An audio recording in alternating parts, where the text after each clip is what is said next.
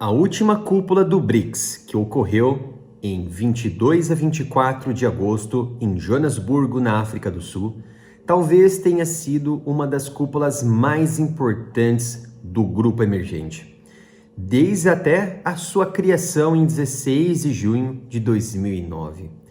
Vejam só que o mundo parou, as principais autoridades do mundo pararam para conferir a reunião, os pontos principais, os levantamentos, jornalistas em peso de diversas nações acompanhando o desfecho da reunião.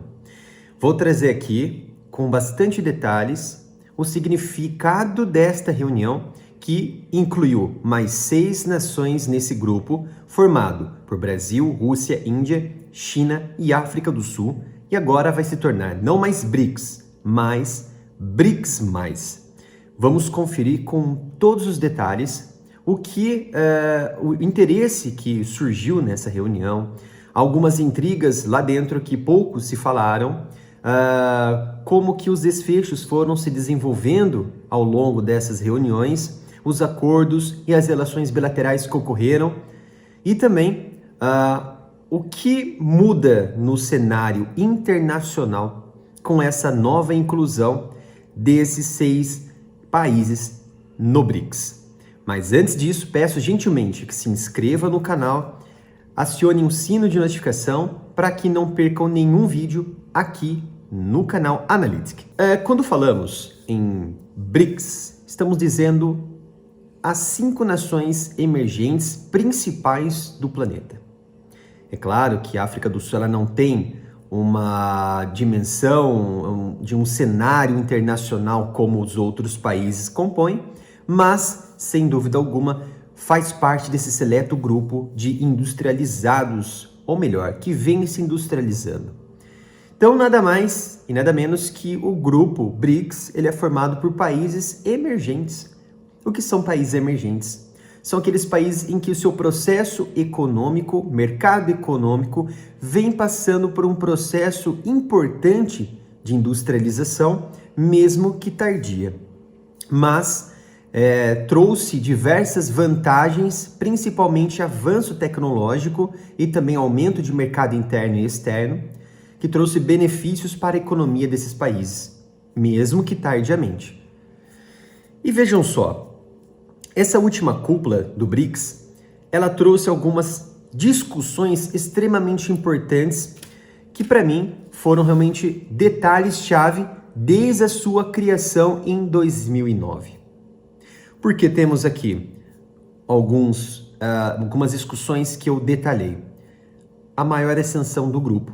O que isso significa? O BRICS, ele busca se tornar um palco para discussão internacional e de decisões internacionais. E eu percebi que o BRICS, ele vem mudando a sua forma de atuar frente ao cenário internacional, frente às suas nações que compõem o grupo, e ele vem se transformando numa transição que a partir do ano que vem realmente pode se confirmar de fato com as possíveis decisões que vão sendo tomadas na política do BRICS.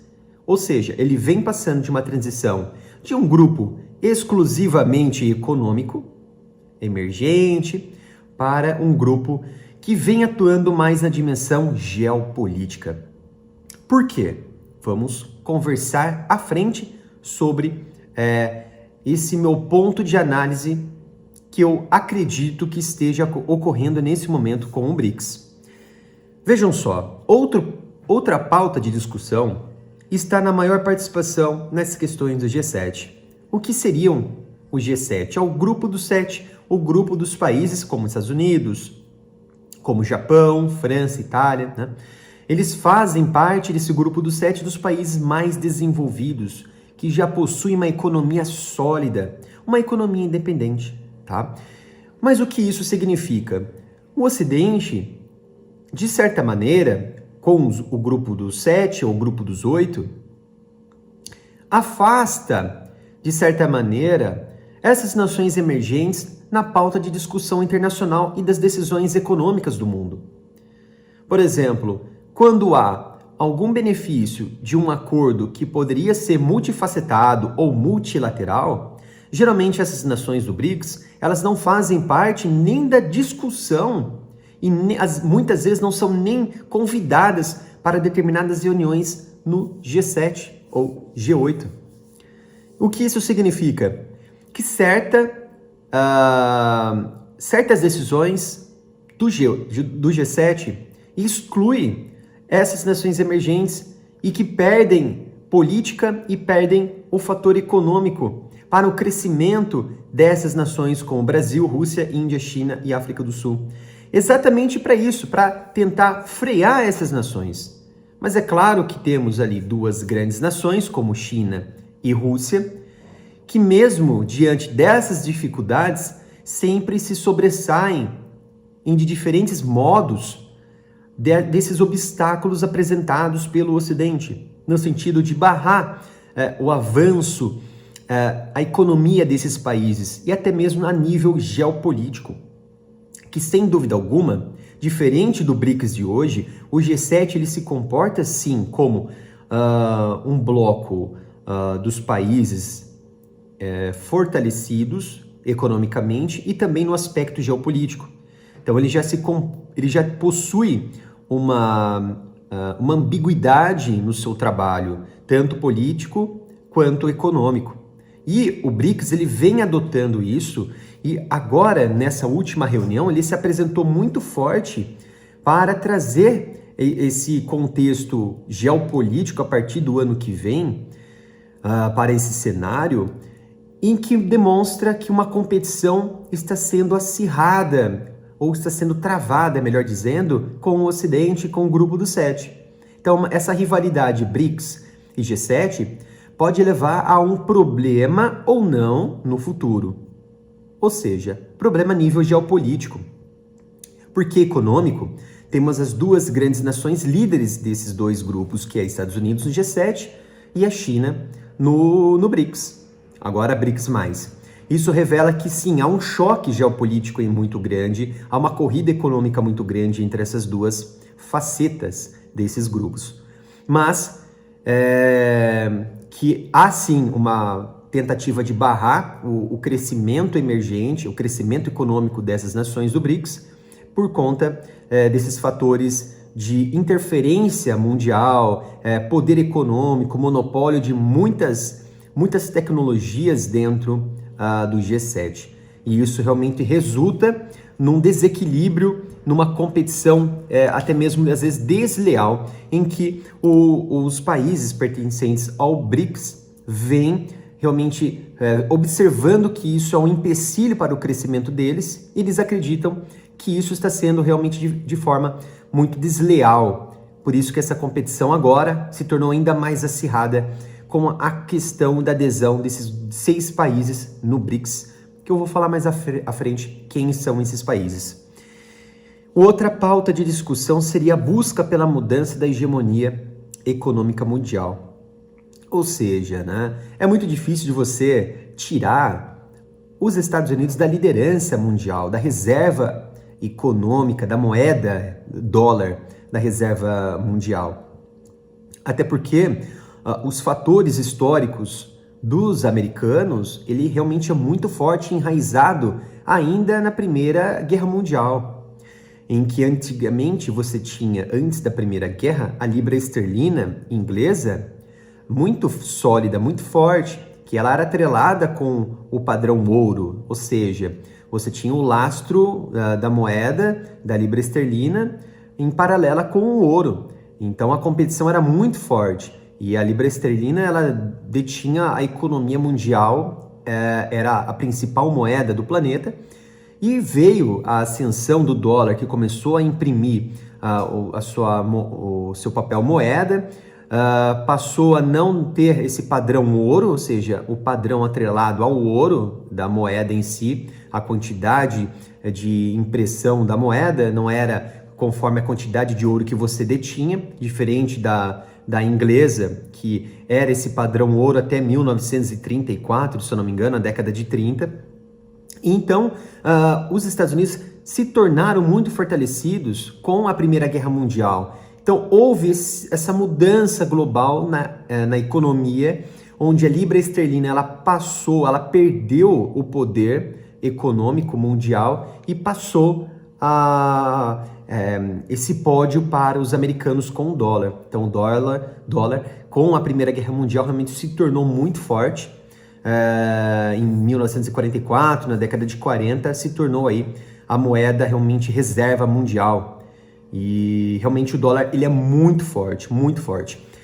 Então nessa época que os Estados Unidos se beneficiaram com as guerras, se beneficiaram ali como credores, como fornecedores de dinheiro para sustentar a guerra no mundo, exportando ainda mais produtos para outras nações, e isso trouxe realmente um conforto muito grande para os americanos. Então não é fácil você tirar os Estados Unidos da maior potência econômica mundial hoje, e até mesmo geopolítica e militar. Mas tudo indica que essas novas mudanças que foram pautadas nesse momento no BRICS, certamente quer tentar mudar, tirar o conforto americano e não tirar os Estados Unidos de fato dessa potência, né? Mas mudar, tirar esse conforto americano para que eles entendam, olha, estamos chegando, não queremos esse monopólio, essa hegemonia americana e nem mesmo do G7, queremos uma repartição dessas hegemonias, desses holofotes, para que também possamos ter o nosso crescimento que seja leal e conforme o trabalho desempenhado por cada nação. Então, essa é uma das pautas bem interessantes que o grupo veio trouxe nessa discussão da cúpula lá em Joanesburgo, tá?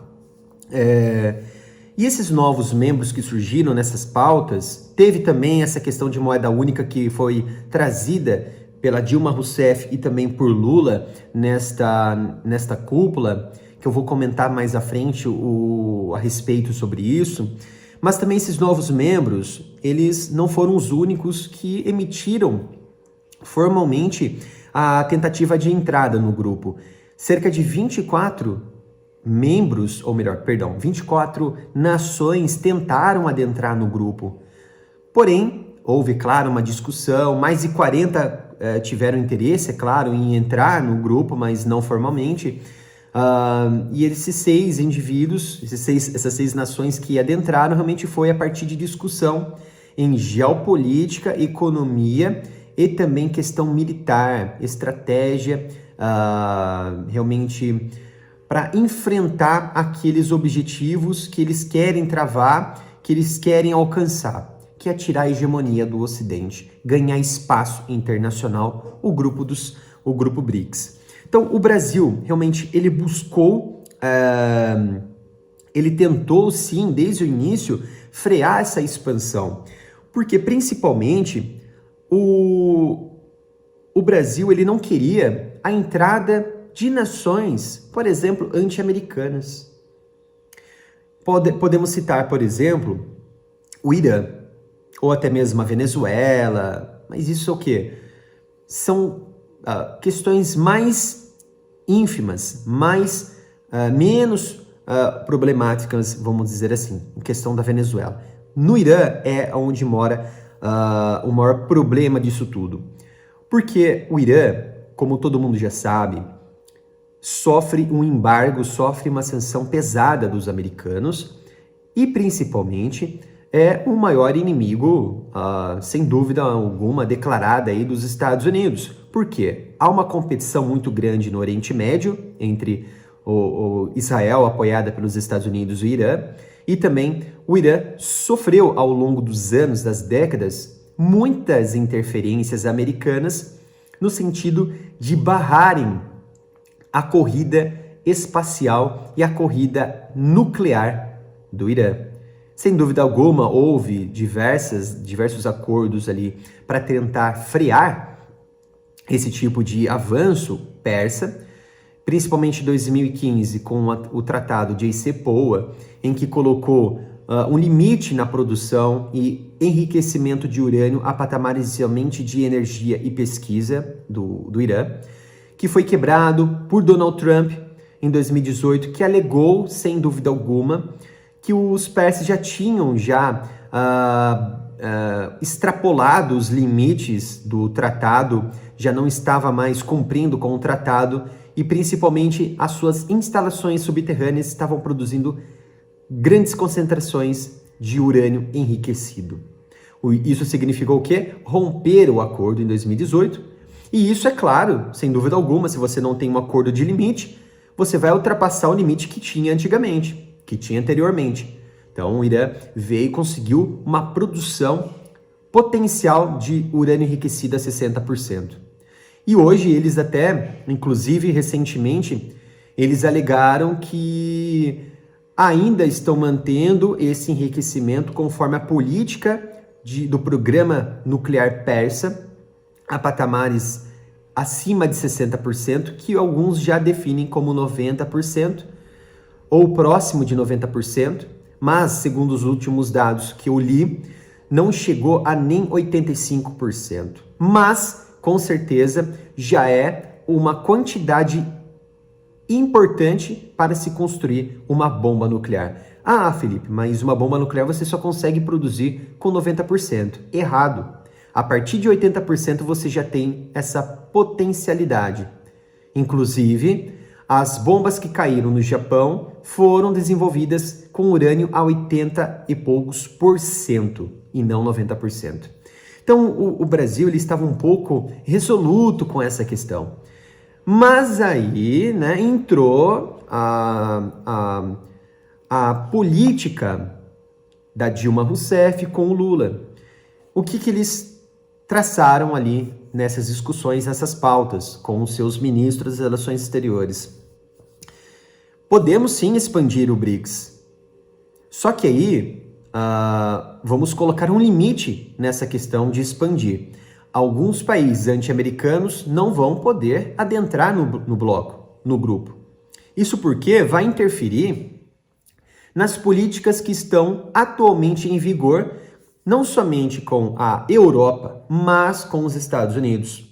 Isso poderia resultar num impasse e até mesmo num problema muito grande na questão de acordos bilaterais alcançados pelos americanos e os brasileiros, a ponto de quebrar esses tratados, esses acordos, prejudicar ainda mais o fator econômico de exportação e importação brasileira e poderá ainda mais sofrer algum tipo de sanção.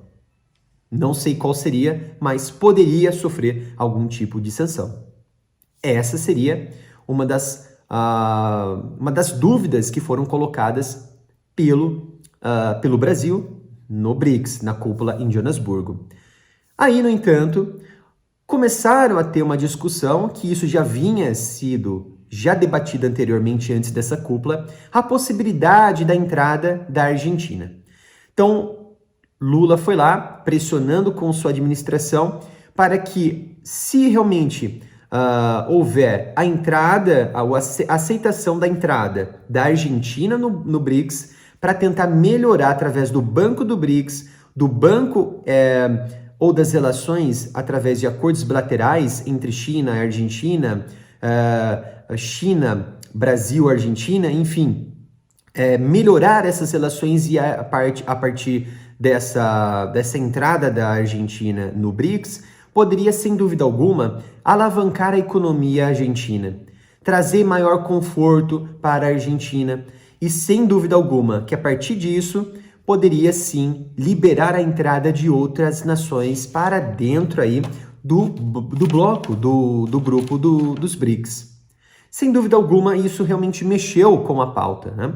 E ainda mais quando o Brasil ele colocou a pauta de uma moeda única, que sem dúvida alguma foi muito bem tratado pelo anfitrião da cúpula, que foi o presidente Ramaphosa, que ele trouxe realmente essa discussão que foi colocada como tema, como pauta do Brasil, e ele colocou panos frios nessa questão. Falou, não vamos discutir essa questão de moeda nesse momento, nessa cúpula.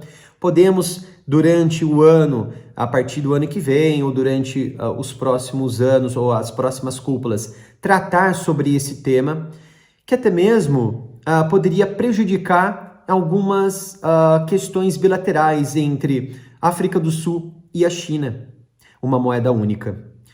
Poderia demorar muito para se adaptar, poderia demorar muito para que a África do Sul, até mesmo a China, se adaptassem com essa questão de moeda única, que para o Brasil seria realmente muito importante, e também para a Argentina. Mas, de certa maneira, o anfitrião, o Ramaphosa, ele foi muito certeiro, muito cirúrgico nessa questão, falou, não vamos debater sobre essa questão nesse momento. Ainda assim, é claro que é uma via alternativa ao dólar, mas nesse momento não vamos pautar isso. Até é interessante colocar isso porque uma via alternativa ao dólar, em abril, o Brasil e a China, eles assinaram sim um acordo bilateral interessante que melhorava uma transação econômica, uma transação bancária direta entre o real e o yuan, ou ien.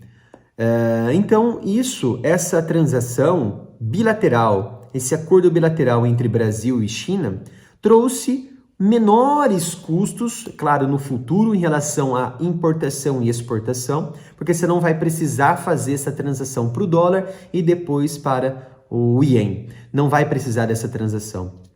Então, isso houve a possibilidade no futuro de aumentar ainda mais o investimento e diminuir essa questão de flutuabilidade ou de flutuação do dólar, que sempre aí o dólar ou ele cai ou ele sobe, então ele fica num patamar de oscilação muito grande.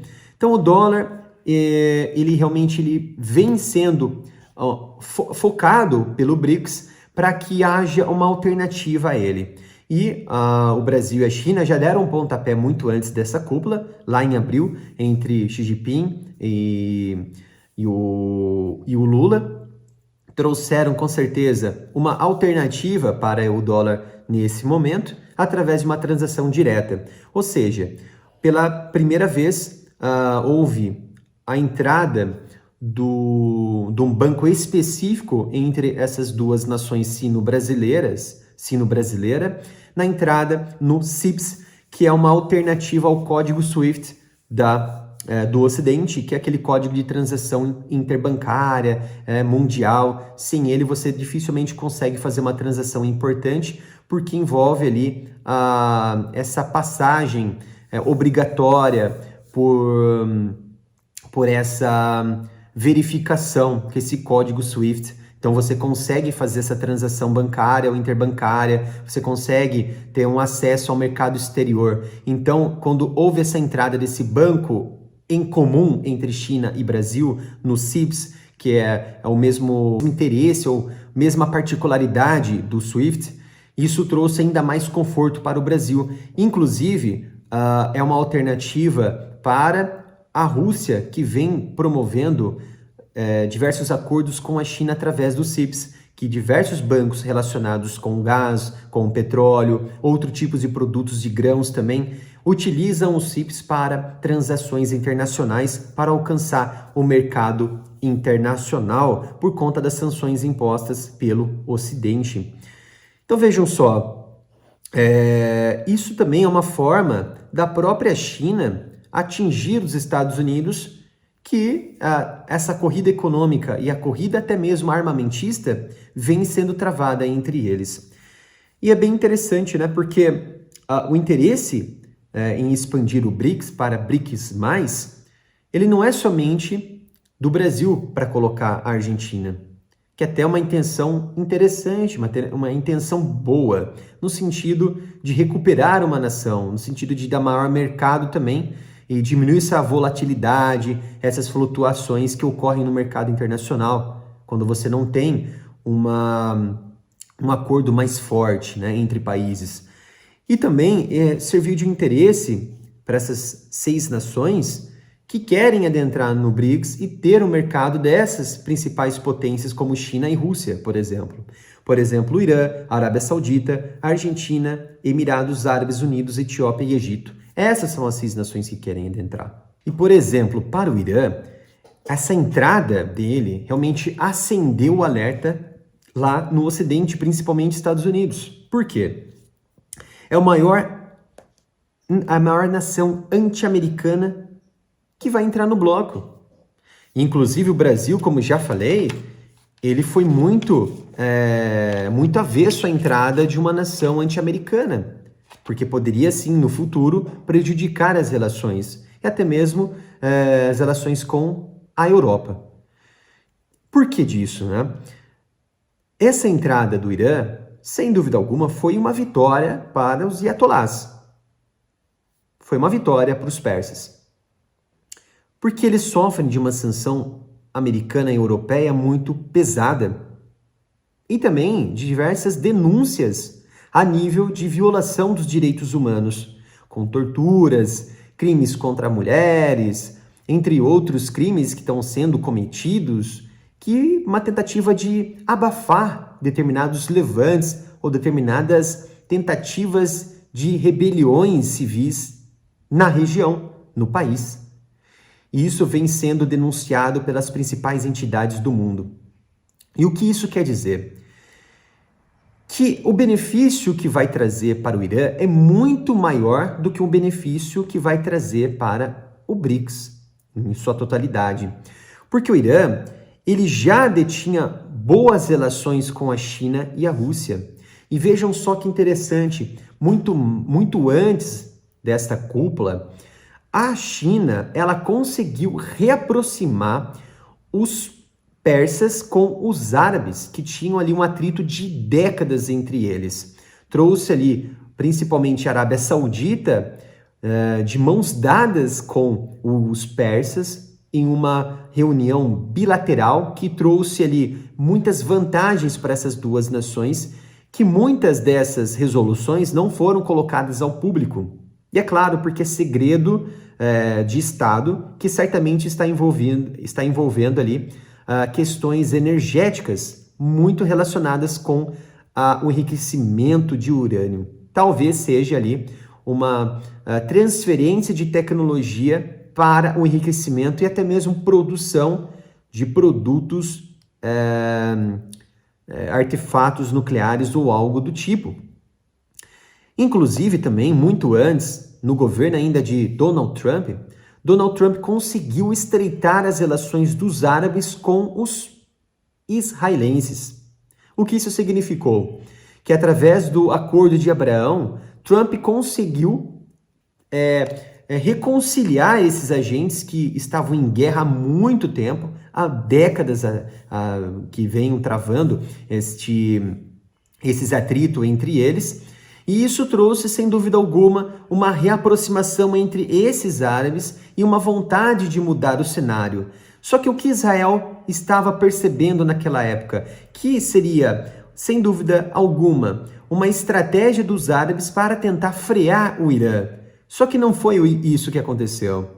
Não foi exatamente isso que os palestinos, eles observaram, porque os árabes, eles apoiam os palestinos na sua independência. E também eles acreditavam que isso seria enfraquecido, a sua luta dentro ali, em algumas partes do território israelense, a sua luta palestina seria também enfraquecida por conta dessa aproximação Israel e árabes. Pelo contrário, não foi isso que aconteceu. Continuaram os apoios para os palestinos, inclusive tivemos, meses atrás, diversas desinteligências, ataques vindo de Gaza, vindo de regiões palestinas para dentro de Israel para fora, enfim, diversas operações. Isso foi trazido como algo um pouco de menor importância, não houve algo objetivo a partir disso. Algumas relações sim melhoraram, principalmente de comunicação relacionada a terrorismo, relacionada a outros fatores, mas a relação para enfraquecer o Irã não foi alcançado e isso desanimou um pouco os israelenses.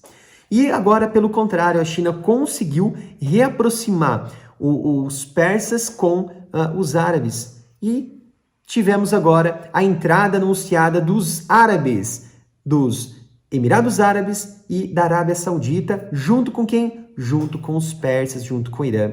E o Irã, isso sem dúvida alguma, vai trazer muito benefício para eles, e em parte também para o BRICS, principalmente China, principalmente essas nações que fazem parte daquela organização que controlam o petróleo na região do Oriente Médio e também o mercado internacional, poderão ainda mais fortalecer, juntar forças e controlar ainda mais o preço, diminuir ou aumentar a quantidade de barris por dia de produção. Vejam só que isso interfere em tudo, em toda a economia global e também na geopolítica. E os persas, sem dúvida alguma, eles são dos maiores detentores de reserva de gás, são o segundo na questão de reserva de gás do mundo. E a Arábia Saudita é a segunda maior reserva de petróleo, ficando atrás somente para os Estados Unidos. Só a Arábia Saudita, ela compõe 12% do mercado mundial. Então vejam a superpotência energética que está entrando no BRICS. O Irã, anti-americano, isso realmente ligou um alerta para o Ocidente. E a entrada dos Emirados e a entrada da Arábia Saudita também ligou um alerta para os Estados Unidos, que juntando forças a partir desse BRICS, muitas coisas poderão ser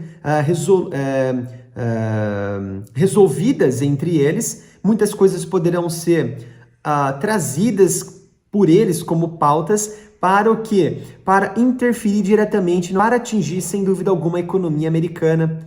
Um dos motivos que os Estados Unidos estão realmente muito, mas muito preocupados, junto também com a Europa, que importa gás natural liquefeito, porque a Rússia, sem dúvida alguma, e também a própria Europa cortou o fornecimento, a Rússia cortou o fornecimento de gás para a Europa e a Europa também em si ela reduziu e até mesmo cortou essa importação de petróleo e também de gás que aquecia ali as residências, que aquecia também as indústrias da Europa que sofrem nesse momento o aumento do preço da energia, todos os fatores energéticos. Agora, eles não têm quase ali usinas nucleares para se manterem. E eles sofreram com essas consequências da guerra e vêm sofrendo até o momento. Porque eles desligaram muitas usinas nucleares por conta desses ambientalistas que estavam promovendo ali manifestação, arruaça, e eles desligaram algumas usinas nucleares na Europa.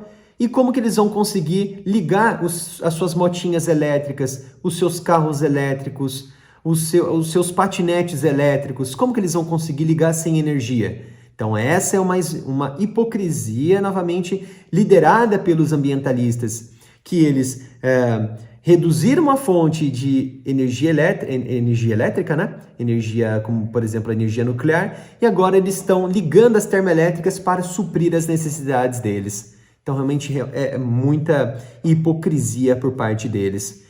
Então, o bloco BRICS, que vai ser formado a partir de 1º de janeiro de 2024, sem dúvida alguma, que vai realmente trazer o maior bloco econômico e agora, sem dúvida alguma, geopolítico do planeta.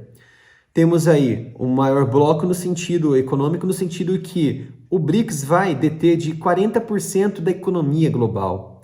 Você tem Brasil, Rússia, Índia, China e Estados Unidos.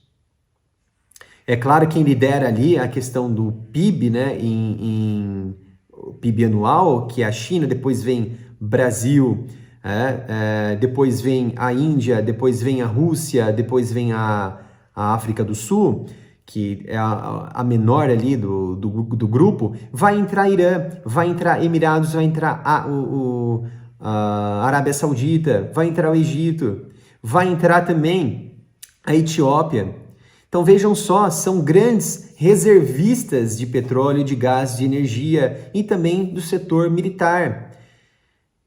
É realmente um interesse muito grande para o BRICS, que vai, sem dúvida alguma, tentar se tornar, sem dúvida alguma, o alcance do bloco de maior influência econômica do mundo. Só a China, ela vem tentando, desde 2017, através de uma declaração de Xi Jinping no Partido Comunista, trazer a China como a maior potência econômica do mundo e militar do mundo até 2050. Então esse objetivo de Xi Jinping não é somente com o seu país, que ele não vai conseguir sozinho. Ele precisa de aliados fortes e a Rússia também está precisando de aliados fortes. Trazendo esses personagens para o bloco BRICS, a Rússia em si ela vai conseguir maior aliados que está sofrendo muitas sanções dos Estados Unidos, da Europa. Trazendo mais aliados, vai conseguir gerenciar essa crise econômica interna, que a Rússia caiu nas suas posições econômicas. E a China também vai mantendo o seu objetivo na linha se tornar a maior potência mundial do planeta. E é claro que a China vem ajudando a Rússia e a Rússia vem ajudando a China mutuamente, vendendo petróleo, vendendo gás a um preço de banana, um preço muito barato em relação com o mercado internacional. Então essa mudança que está sendo feita no BRICS para BRICS+, é um interesse mútuo, sim, mas principalmente da China, Rússia, sem dúvida alguma do Irã, que isso vai trazer ainda mais força para o grupo enfrentar os seus rivais no Ocidente. E o objetivo maior do grupo é, neste momento, inclusive do Brasil, diminuir a influência, diminuir a hegemonia econômica, mudar essa ordem mundial, essa ordem econômica mundial, como ocorreu lá em 1914, 1913 e assim por diante, que tirou a libra esterlina e colocou o dólar. E é claro, eles querem uma moeda única no futuro, como o Brasil vem colocando, para no futuro substituir o dólar. Esse é o objetivo, claro, principal, mas nesse momento eles estão ali com o pé no chão e já vem tentando diminuir esse monopólio, essa hegemonia americana sobre todas as nações do planeta, através de um grupo forte, através de um grupo com influência militar, influência bélica, influência industrial, influência tecnológica, principalmente de chips na China, influência energética e principalmente geopolítica. E sem dúvida alguma, que a entrada dessas 6 nações, a partir do ano que vem, no BRICS, vai mudar com certeza os parâmetros econômicos e geopolíticos do mundo, principalmente batendo de frente com Europa e Estados Unidos. Espero que tenham gostado dessa análise muito complexa, realmente demandou tempo, mas é interessante. E se você chegou até aqui, até o final desse vídeo, é porque realmente gosta do nosso conteúdo e ficou interessado nesse tema realmente que interfere na rotina e na vida de todos nós. Imagina daqui anos à frente com esse bloco BRICS mais fortalecido ainda economicamente e geopoliticamente nesse cenário internacional, com guerras, pós-pandemia e outros problemas que surgirão daqui para frente. Espero que tenham gostado, não se esqueçam de se inscrever no canal, ativarem o sino de notificação e até o próximo vídeo aqui no Analytics.